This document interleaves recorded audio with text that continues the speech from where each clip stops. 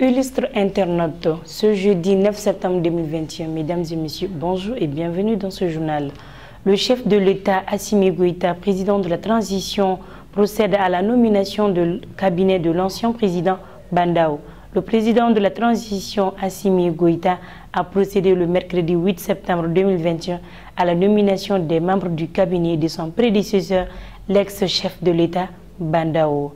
Ici, ci-dessous les décrets portant sur la nomination du cabinet de l'ancien président Bandao à la Constitution, la charte de la transition 2014-06 PRM du 14 août 2014, fixant l'organisation des modalités du fonctionnement des présidents de la République. Issa Kaojim, leader du CACI, c'est le début aux descentes aux enfers pour Issa Kaojim de ACRI. Éparpillés dans la capitale à l'intérieur du pays, ces clubs de soutien viennent de le lâcher les uns après les autres. Ils lui retirent leur soutien avant de lui avouer aux gémonies de Bamako à Sikasso en passant par Nioro du Sahel. Les leaders de ces clubs de soutien appelés Kassi, unanimes, ils ne veulent plus entendre parler de celui qu'ils croyaient être leader. Accueille le colonel Félix Diallo, la sécurité au cœur des échanges. Courant le mardi 7 septembre 2021, le chef d'état-major de l'armée de terre, le colonel Félix Diallo, a rendu une visite de courtoisie au gouverneur de la région de Ségou. La visite durant 5 jours. Le colonel Moussa Soumaré, l'objectif de cette visite consistait à s'imprégner des problématiques liées à la sécurité. Cette visite de 5 jours s'inscrit dans le cadre d'une prise de contact entre les différentes coopérations de la région.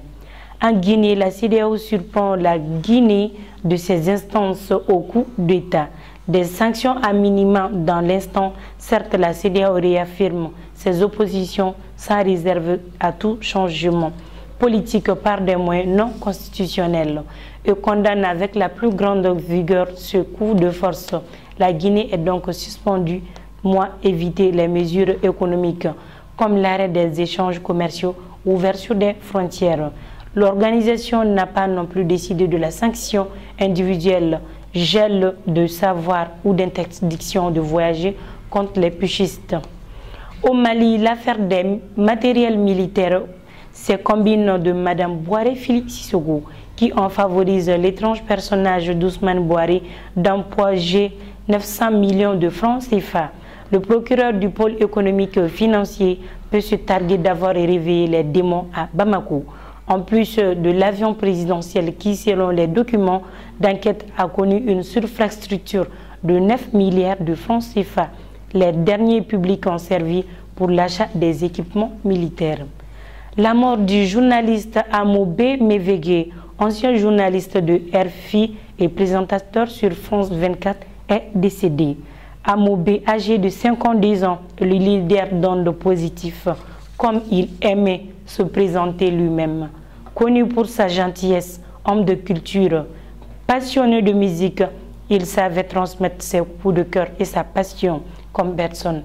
Il l'a fait pendant des années dans l'émission Plein sur RFI, avant de présenter à l'affiche sur France 24. Amobé Mévégué était un homme d'une grande culture, notamment musicale. Il portait haut toutes les cultures africaines qu'il faisait ouvrir depuis 2010 sur 24.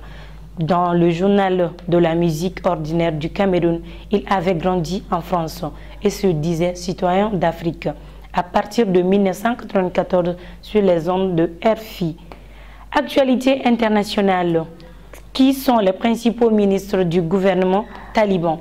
Les talibans qui ont repris le pouvoir en Afghanistan ont dévoilé mardi une partie de leur futur gouvernement lui sera dirigé par Mohamed Hassan Aghoum.